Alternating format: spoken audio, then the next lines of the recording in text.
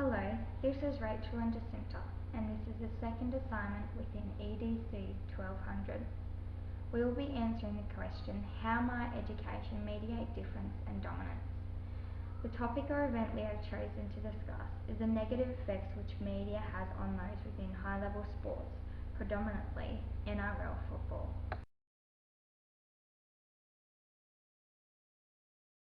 Various events surrounding this issue have been showed respectively in the media, not only recently but in the past times. The subject matter we have chosen is based on an article from the Australian May 16, 2009, titled Matthew Johns' Sex Scandal Puts Cronulla Sharks on the Brink, by Brett Reed and Peter Cocoy. On the 15th of February 2002, a 19-year-old woman claimed she had been raped in numerous ways by a number of players within the popular Cronulla Sharks team. Through this allegation, the elite Matthew Johns was named to be included within the event, as well as 5 fellow team players. After completing pre-season training, the accused went out to celebrate in Christchurch, New Zealand. However, it was alleged that the males were incorporated in gang rape against a young female they met out. Although no charges were laid on the inclusive players, a very negative light was placed on the players themselves, as well as the Cronulla Sharks and the NRL Football Club. This behaviour made a very large impact on all players, including the coach, and it degraded the ability and actions of the players within the team. Not only was the sponsor support withdrawn from the team, but numerous articles and reports were formulated with negative ideas and viewpoints of the scandal event, as well as the need of many public apologies. There are so many articles and events that have been publicised and altered due to the variety of news reports.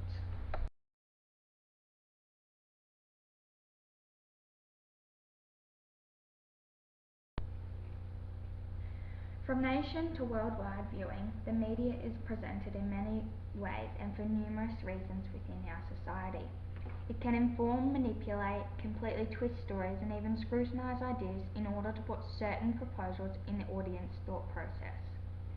The media aims to gain ratings and popularity through exaggeration rather than factual points of the argument. Very commonly, the media creates double standards and stereotypical viewpoints about the allegations when, in fact, these behaviours are evident in the actions of everyday human beings. Within a community, there are a variety of differences that need to be considered, including race, gender and class. Media publicity clearly creates stereotypes within class and gender groups rather than promoting individuality. It is evident differences displayed through males and females within the sporting fields. It is very rare to see a women's netball game aired weekly. However, turn on the television and you will find cricket, football or motor racing. The media particularly promotes NRL players as violent and forceful.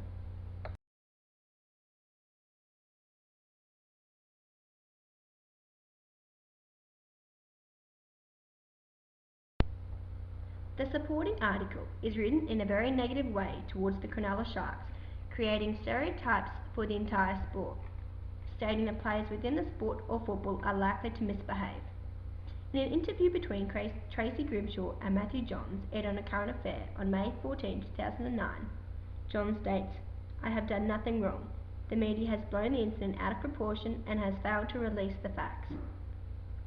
Due to their abilities, these athletes are degraded and segregated into negative groups, further creating stereotypes about males through media publicity. Rather than showing the highlights of the game, the media focuses on the personal lives of the players to create and reinforce masculine, gender and negative stereotypes surrounding a sport. The gender and class differences portrayed through media dominance puts a negative amount of pressure on elite athletes and highly influences and reinforces these stereotypes surrounding sport, particularly for this generation of teenagers who are already highly influenced by what they view on television, which in turn recommunicates the effects that media has on the gender difference within dominance. Although it should be the athlete's ability being adored, it is their personal lives being twisted into a risk-taking story.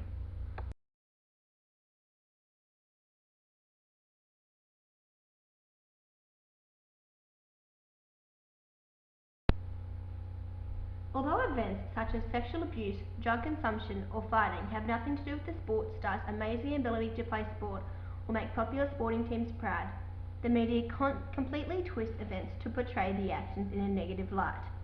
Every day people are committing these similar offences and are not even recognised. So why are sporting stars portrayed in such a manner that it affects their career, their team and the sport they play? In fact, the media creates such a biased viewpoint for the audience that tall poppy syndrome is evident, whereby the media has the tendency to criticise successful people. As stated by Rossi, Australia is full of diversity. This can be seen through the range of different ethnicities of players throughout the game. Similarly, within a class, there will be a diverse range of learners with different past experiences, life values and learning styles. Difference and dominance is everywhere within a society, and students need a perspective on media dominance.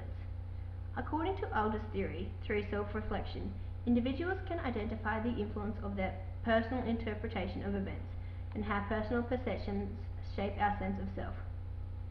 However, due to media dominance, ideas are changed due to the negative promotion through media sources. This event allows students to carefully analyse the article and create their own ideas about the way in which media changes stories in order to make them more interesting and appealing. Regardless of how well behaved or not sports people are, predominantly males, they are portrayed in a particular way by various media for the media's own purposes.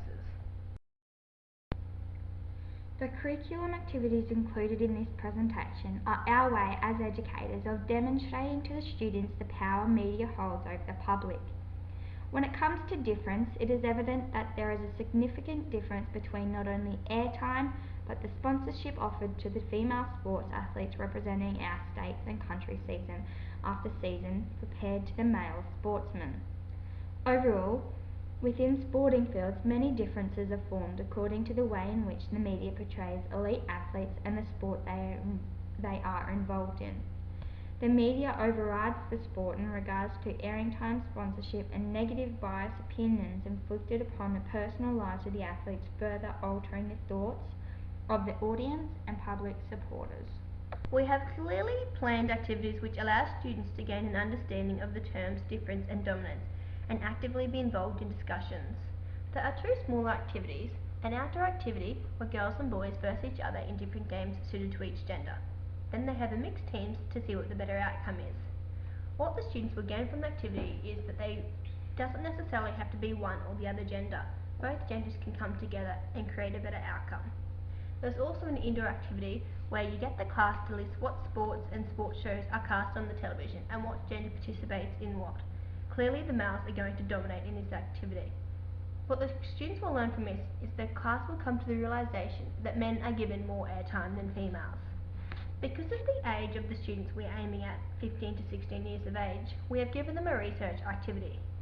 As the research task, each student is given the task of profiling themselves. This entails the children researching their family history and themselves and creating a personal profile. An example of the profile is attached to the next slide. These profiles will then be presented to the class and then put up around the classroom.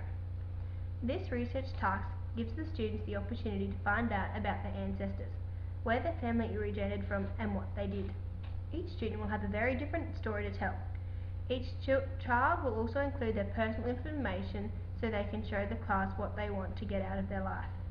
The students are 15 to 16 years of age, so they have a fair idea of what they want to do and how to get there. There will also be a picture included in the profile, so the physical differences of each child are also acknowledged. The second major task is a drama/media presentation. The students will be divided up into small groups and will be assigned certain controversial events within sporting fields. The students will be instructed to reenact their version of what actually happened, rather than the media's altered, exaggerated coverage of the events. This activity will bring awareness of the dominance media holds over the public's way of thinking. In reference to our research activity that we have constructed together, we've put up an example profile of something similar that the students would be asked to create. In conclusion, it is evident that media clearly dominates over sport, and it is our job to teach the power of sources within our society. By creating and planning activities which allow students to analyse and actively participate allows personal opinions to be constructed as well as viewpoints from the other dominant sides of an event, through investigating the differences. This will further encourage students to look into the different perspectives of the events in their personal lives and the media publicity, to identify that almost every event biased opinions are created due to a dominant side of the story.